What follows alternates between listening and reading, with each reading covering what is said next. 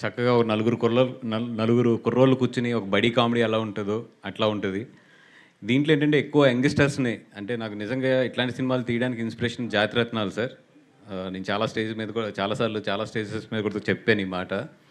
అంటే ఒక నలుగురు హ్యాపీగా నవ్వుకుంటూ మాట్లాడుకుంటే ఫ్రెండ్స్ ఎంత బాగుంటుంది అనడానికి నాకు అది చాలా ఇష్టంగా ఉంటుంది. అందుకని ఈ సినిమాని ఏంటంటే ఎక్కువ యంగ్స్టర్స్ విజయ్ తన చుట్టూ డైరెక్టర్ విజయ్ కానీ తన చుట్టూ ఉన్న మనుషులందరూ కూడా చాలా యంగ్స్టర్స్ అందరూ కూడా ఒక 25-30 ఇయర్స్ లోపు ఉన్న వాళ్ళు మొత్తం అందరూ కూడాని. వాళ్ళందరూ కలిపి ఈ సినిమాని తయారు చేస్తుంటే మేమందరం సపోర్ట్ ఇచ్చాము. ఇచ్చి ప్యూర్‌గా ఒక యంగ్ బ్యాచ్ తయారు చేస్తే ఈ సినిమా ఎట్లా ఉంటుందో అది చూడాలనిపించింది. ఇది పాలకులు కాదురా, ఇది ఫ్యామిలీ ఇది. సార్ ఎవరిని ఆడికి పేమెంట్ ఇవ్వడం సార్ కాదు సార్. ఎస్కేఎన్కి అరవింద్ గారి నాయకత్వం అని చెప్పాను సార్. ఆయన నన్ను ఇరికించాలని చెప్పి నా నాయకత్వం అని చెప్తున్నాడు. సో ఒక యంగ్ బ్యాచ్ని పెట్టి ఇక్కడ సినిమా తీయాలనుకున్నాం. అండ్ దర్శి గారు అండ్ బెహ్రా కానీ విష్ణు కానీ మా రాగమయూర్ కానీ ఆవిడ గురించి అంత చెప్పక్కర్లేదు. నాకు తెలిసి మొత్తం ఇన్స్టా అంతా కూడా ఆవిడే ఊపుతారు మొత్తం. వీళ్ళందరూ కలిపి ఈ సినిమాని కుమ్మేశారు. ఎస్పెషల్లీ దీంట్లో సత్య కానీ వెన్నెల కిషోర్ ట్రాక్ అయితే అదిరిపోతుంది.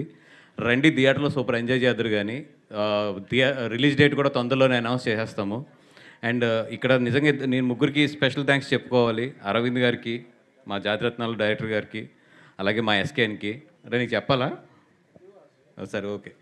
అది sir thank you so much. నిన్న ఈవినింగ్ మీతో మాట్లాడుతున్నప్పుడే నాకు అనిపించింది, నా లైఫ్లో మా ఫాదర్ కన్నా కూడా ఎక్కువ రోజులు మీతోనే స్పెండ్ చేసాం మేము. మా పేరెంట్స్ కన్నా కూడా ఎస్కేఎన్ కానీ నేను కానీ అందరం కూడా ఎక్కువ రోజులు మా ఇంట్లో కన్నా కూడా మీ ఇంట్లోనే ఉన్నాము. అట్లాంటిది ఈరోజు మీ అందరం కూడా ఇంత ఎదిగి మమ్మల్ని ఎట్లా చూస్తాం మీకు ఎంత గర్వకారంగా ఉంటుందో అట్లాగే మిమ్మల్ని చూస్తుంటే మాకు ఒక చెప్పాను కదా ఇందాక గాడ్ ఫాదర్ అనే ఒక ఫీలింగ్ ఉంటుంది.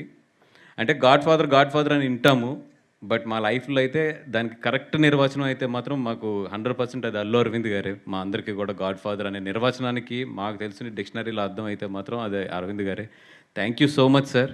Thank you so much for giving us all this life కానీ ఇంత సపోర్ట్ కానీ.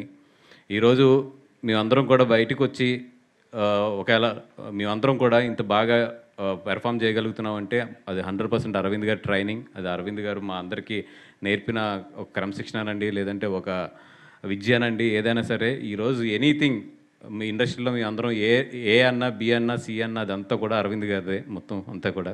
అర్థమైంది సార్. ఇందాక ఏదో కోపంగా ఉన్నారు కదా, 2 పొగిడితే బాగుంటుంది కదా అని పొగుడుతుంది. అది కూడా కరెక్ట్ అంటే అట్లా మా కోపమైనా మా ఆనందమైనా ఏదైనా మీరే సార్.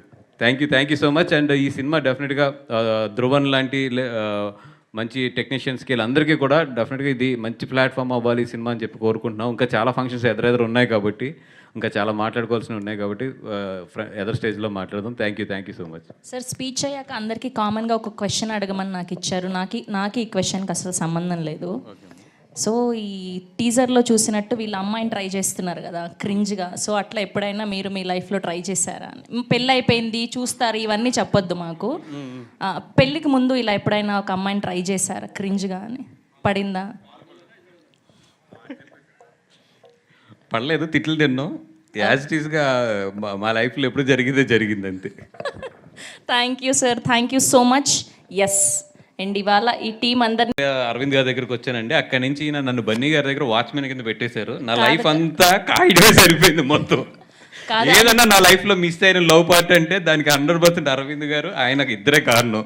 అయ్యయ్యో, ఆయన బ్రేక్ వేసి మరి వచ్చి చెప్తాను అంటే ఖచ్చితంగా ఏదో ఉంటుంది బ్యాక్ స్టోరీ, మేము తెలుసుకుంటాం. రాత్రి 12 వెళ్ళి ఏదైనా క్లబ్కి వెళ్ళో లేకపోతే పబ్కి వెళ్ళి వస్తే ఆయన అలాగే హెడ్ మాస్టర్ కింద నుంచునేవారు. ఆయన ఇంకా అయిపోయింది అంతే మా లైఫ్ అక్కడితోని. థ్యాంక్ యూ వాసు గారు. Thank you so much. Yes. And ఇవాళ ఈ టీంని బ్లెస్ చేయడానికి విచ్చేసినటువంటి మా జాతిరత్నాలు, నిజమైన జాతిరత్నం అనుదీప్ గారిని మాట్లాడవలసిందిగా రిక్వెస్ట్ చేస్తూ ఉన్నాం.